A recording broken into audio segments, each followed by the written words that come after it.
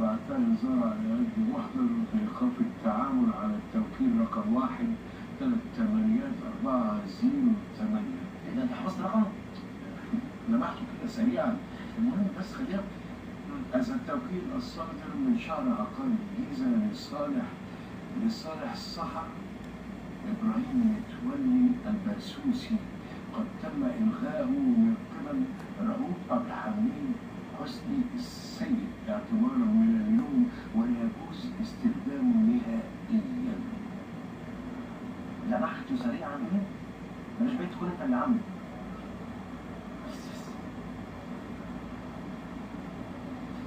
كده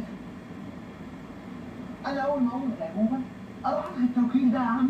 لا يا عم، تقول لي يا عم ما هي لازم توافق، لازم تروح كمان معاك عشان تلغيه يا عم.